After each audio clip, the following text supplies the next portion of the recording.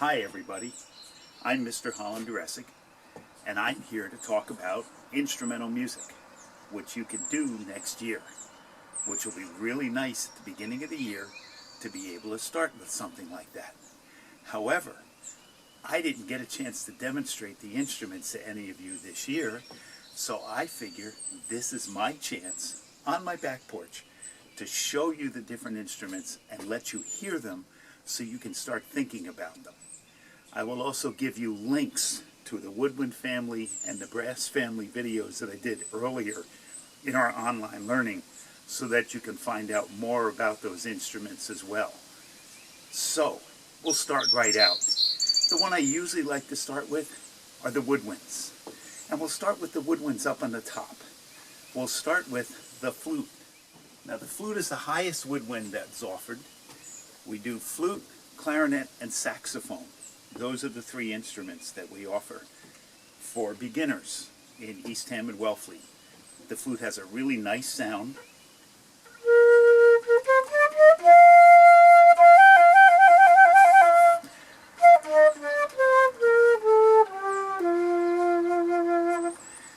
The hardest part about playing the flute is just making the sound.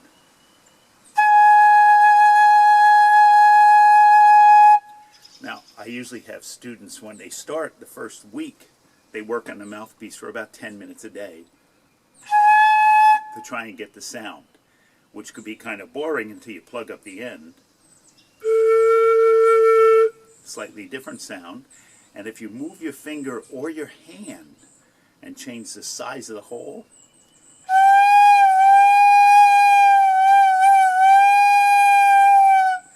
you can even get a train whistle going. Now, any one of the woodwind instruments can play any song at all, but we'll do a nice simple one.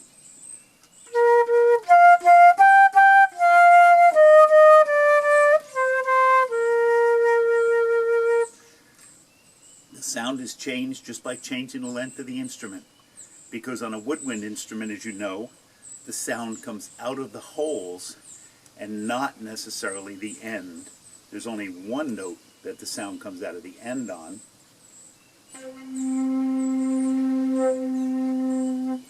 And it's that one, the low C. So there's the flute. The flute is probably, of all the instruments we start on, the hardest one to start. Now listen to what I said. It's the hardest one to start on. And that's only because you're trying to make the sound on the mouthpiece. Once you get the sound on the mouthpiece, then it's no different than any other instrument. It's no harder. So once you get that first sound, you're okay. Now let's move on to the clarinet. For time's sake, I already have my clarinet all assembled. Normally, I would take it out a piece at a time and show you, but I will take out the reed and show you the reed. The reed is a small piece of bamboo. And yes, you put it in your mouth, which is why we don't share clarinets. And then you put it on the mouthpiece. The vibration of the reed is what makes the sound. Now, since I'm outside, I hope I don't scare any birds away, but I'm glad you hear what it sounds like.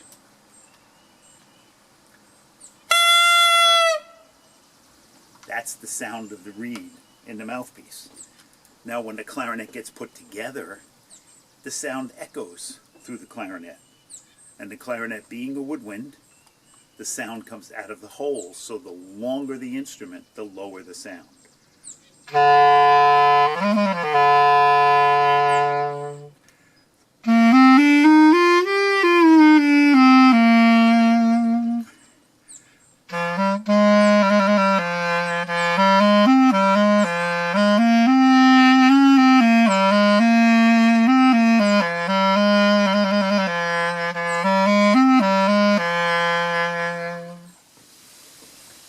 Now that, of course, was the Snake Charmer song played down low.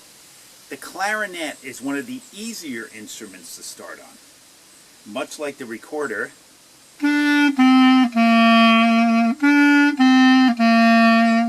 you have the same type of fingering. We just call the notes a little different. Instead of B, A, G, That was E, D, C. Now the clarinet, while it's easy to start on, becomes much harder around January, because then we start using this little key on the back, and that's called the register key. Now taking the same Snake Charmer song and using the register key, this is what happens.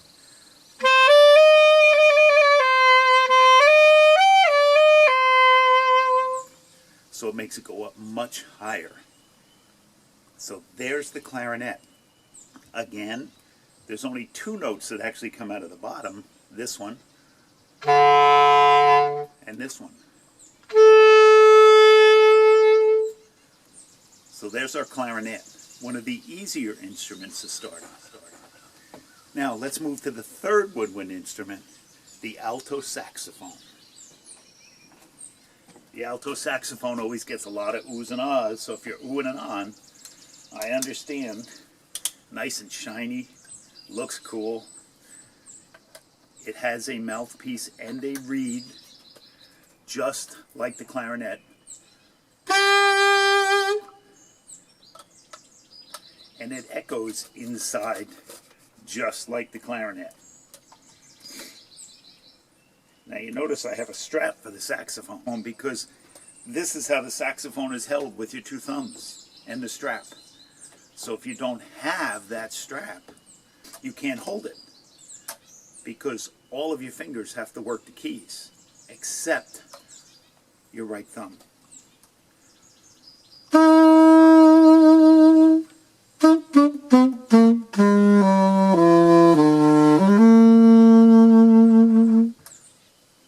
So the saxophone has a pretty nice sound. My favorite song to play in the saxophone is Sesame Street.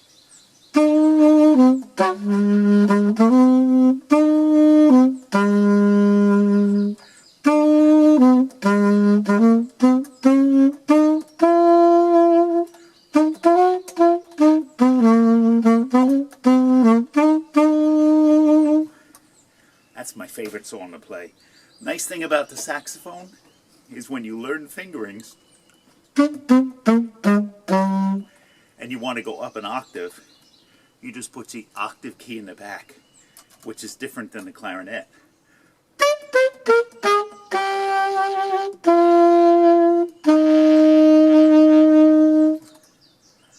Saxophone is probably, of all the instruments we're starting on, the easiest one to start on until January, when you get to the really low notes. That's when it gets harder. But other than that, you're going to be reading notes. The most important thing about instrumental music is that you're going to learn how to read the music. Once you can read the music, you can play any instrument at all, and all you have to do is worry about the technique of the instrument rather than learning the language of music. So I stress the language of music. Now, while we're talking about the language of music, it's like any other skill you do. You need to do practicing in order to do it. And I always say there's that 8-letter ugly word, and it's practice. And that's what's necessary. And I suggest usually 5 to 6 days a week. If you do 5 to 6 days a week on the instrument you choose, you will be successful. I can pretty much guarantee that. Or 5 to 6 days each week. If you don't do 5 to 6 days, and you do maybe 1 or 2, or sometimes forget completely, I can pretty much guarantee you won't be successful at all at the instrument you choose. And this is the instrument you are choosing. Now, we have some instruments. We also have instruments available through some companies that they can be rented, so if you don't have one, that's okay.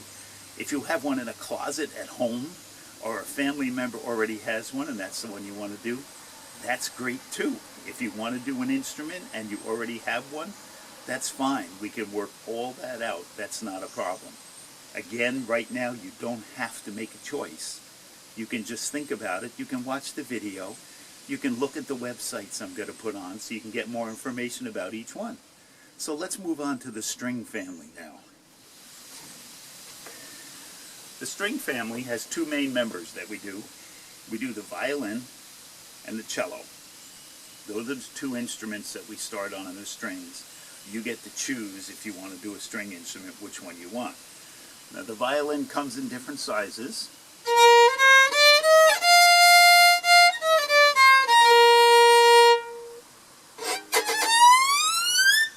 I like doing that on the violin. It's kind of cool to slide your finger right up there.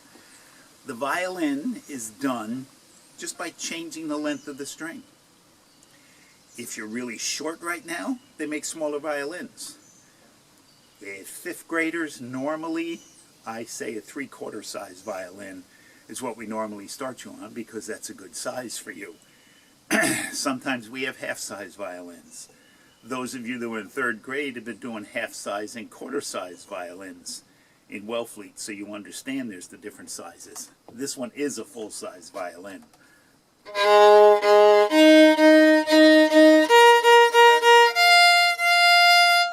And like any other instrument,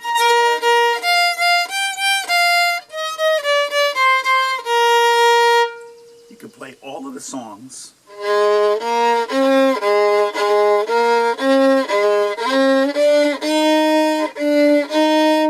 so you can turn around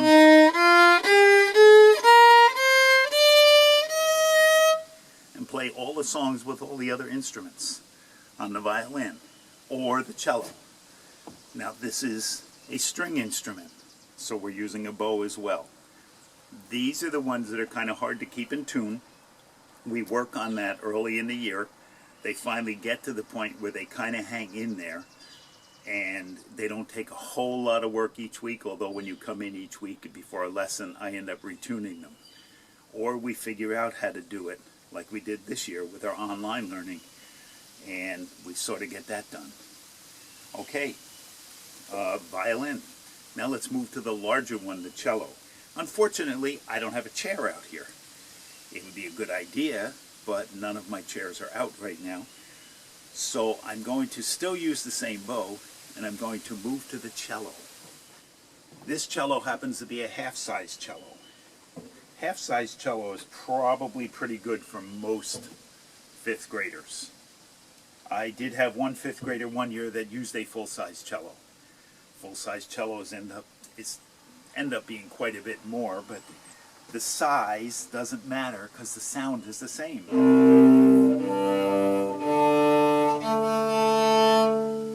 So see, these are the nice low sounds. These sounds actually match what the trombone would end up doing.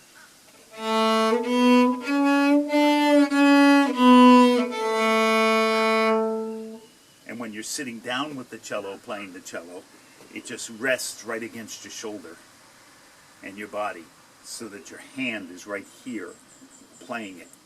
It's got a really nice sound. I like the sound of the cello. I think I like the sound of the cello because it matches my voice.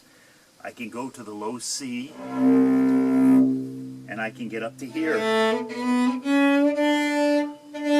So I can sing all of those notes, and I think that's one reason why I kind of like doing the cello and working with the cello. But here's the cello. It's quite a bit heavier than the violin.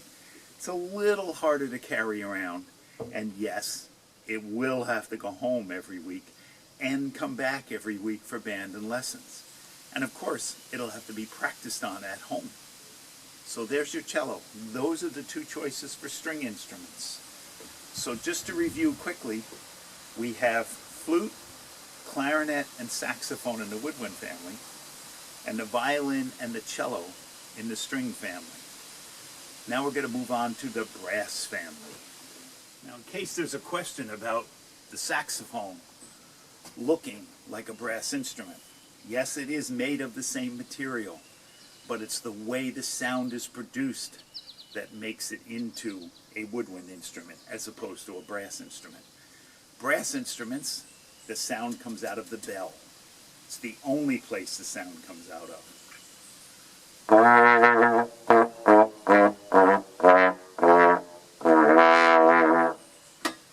I always wanted to play the trombone when I was really little, and I was told that I was too small. And I was. I was a real tiny student. And they actually had me starting on a cornet because even the trumpet was too big for me. And I found out years later when I finally got to play a trombone, I didn't really want to play the trombone. I wanted to be able to do this. That's all I really wanted to do on the trombone. And I kind of got spoiled because I learned how to do all this stuff on the trumpet and then eventually got to the trombone and just played with it. I will tell you, my trombone player this year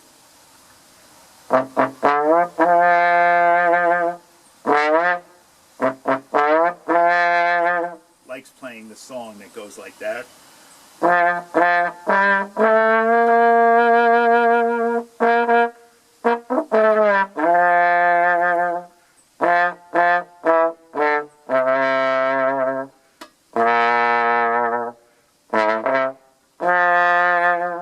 Because she gets to do all that sliding. And that particular song was Rockin' On Home, the trombone part that was played by our trombone player this year. So the trombone starts off with a mouthpiece. And you buzz your lips. You just go into the mouthpiece. Now, of course, you do it a little faster. You kind of go like this in order to get the sound. And this is what it sounds like. And you can play a song on just a mouthpiece.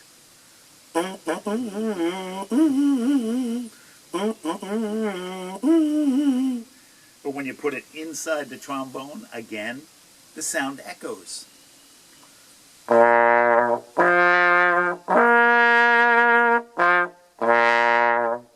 So it gives a much nicer sound. Now the question always comes up, well, how do you know where to put your hand? How do you know which position is which? So when you go,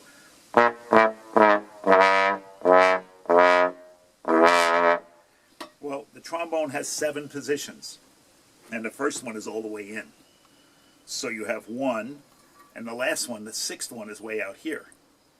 Wait, we said 7, didn't we? Well, there's 1, 2, 3, 4, 5, 6, and 7.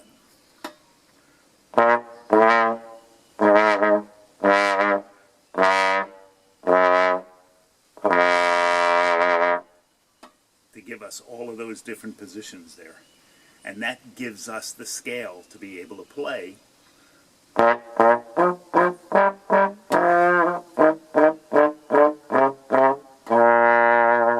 And you do get used to where the positions are pretty quickly, because 1 is all the way in, 3, my fingers just touch the bell, 4 goes just beyond the bell, and 6, my arm's out. And if you're shorter, your arm will really be stretched out, but you can get to 6. And as long as you can reach 6, which is the second note you learn, you're okay to go on the trombone.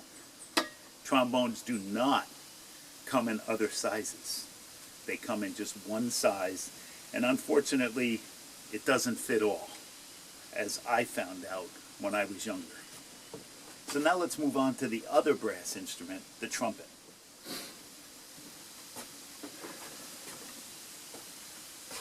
Trumpet, same thing. Smaller mouthpiece.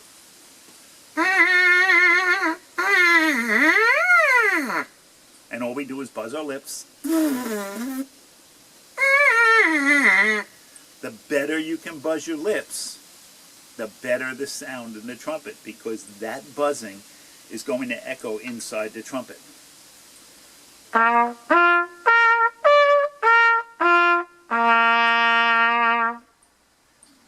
Now we have 3 valves on the trumpet. That doesn't mean you can only play 3 notes. It means you have 7 combinations, just like the trombone. 1, 2, 3, 4, 5, 6, 7. So we have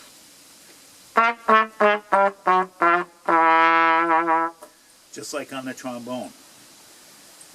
The big thing, remember, which I haven't mentioned a second time yet, is that 8-letter ugly word. Practice. Every one of these instruments is going to take practice. It's just like any other skill you want to do. Soccer, you want to learn how to kick the ball to where it needs to be and aim it right there. You've got to get out there and practice on how to do that. You get to the point where you don't think about kicking the ball anymore. You just do it. But when you were first learning, you had to remember to plant your foot and everything else. Well, with the instruments, the same thing happens. You have to practice that skill in order to be able to get better at it and then to not have to think about it. So, one of the favorite things I like to play on the trumpet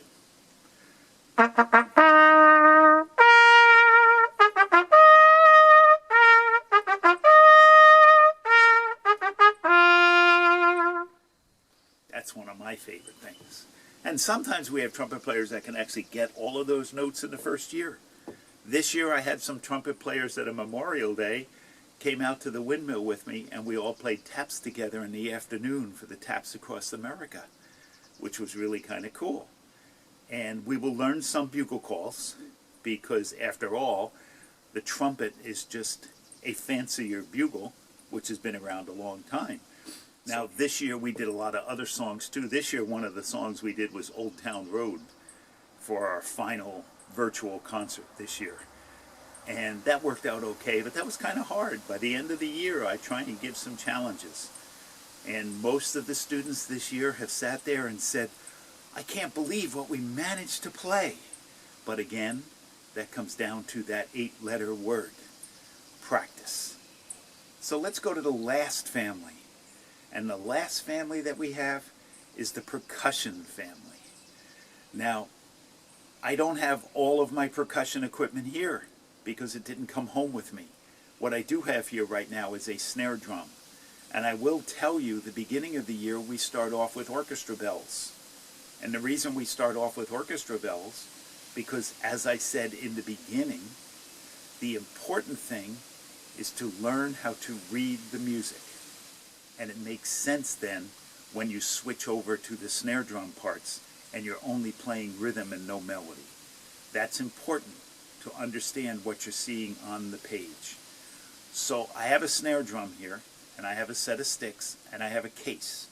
Now I will tell you, the biggest complaint about the snare drum and the bells is it weighs 22 pounds when it's in its kit, because it comes as a kit with the bells, the snare drum, the stand, a case. Usually they have wheels, but it's 22 pounds, and you're bringing it in and out each week. So I want you to understand that. It's not that it's impossible to do, because we've had students do it all the time, but just be aware of that. Now, I will get the snare drum and just bring it over here. Now, I have a snare drum. When I left school, I did not grab a stand, which has been a problem, because I've had to put it on a little stool in order to get it to play properly. But even playing the drums is not just taking sticks and banging things. That's the thing that a lot of people think. Playing the snare drum and playing the bells takes a lot of practice, because not only do you have to learn how to hit the drum, you have to learn how to control the stick while you hit the drum. You know, most people when they hit a drum for the first time, they just bang away and they go like that. Well, they have to learn single stroke. Then they have to learn double stroke. And that's one movement, but 2 bounces. Then they learn multiple strokes, which is 4 or 5 bounces to one movement. Each one of those has to be controlled. And that's what you end up learning on the rudiments. You also learn flams. You also learn, I think we got to about 13 rudiments this year of the 26 main rudiments, which are the things that snare drummers and other drummers have to be able to do. Now for the parents, these things come with a practice pad, which still allows the drum to be practiced and all the bouncing to take place, but saves sanity at times. So for those of you considering percussion, understand you will be a percussion player, which means you'll be doing bells. There will also be times you'll be using cymbals and a bass drum as well. We don't just learn the bells or the snare drum. It's just the bells and the snare drum are what you have. So just a quick review of everything here. Most important thing about this whole program is you will learn how to read music. By the time we get to the end of the year, you will understand what's on that page, and you will be getting better and better and better at it. You will also need to practice. That 8-letter word is very important.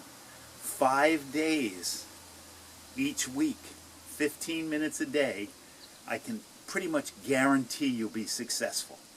In all the years I've taught instruments, I have only had one person that I had to change instruments on because they couldn't play their first instrument that they chose. Or occasionally where somebody will say, can I switch instruments after I start?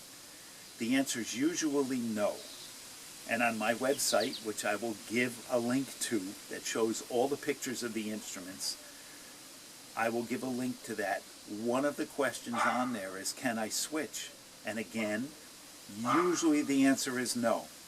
I have had people that have switched, but it's only because they've been amazing on the instrument they've been, and I usually let them try their second choice and tell them when they catch up with the other stuff they're doing, and they're as good as the kids that have already been playing, then they can switch.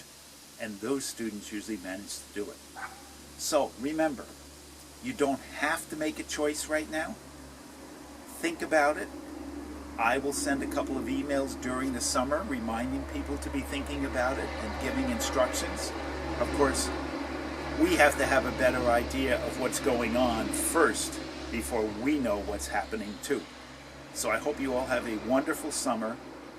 Stay safe, stay well, and maybe I'll see you next year doing lessons on instruments. Bye.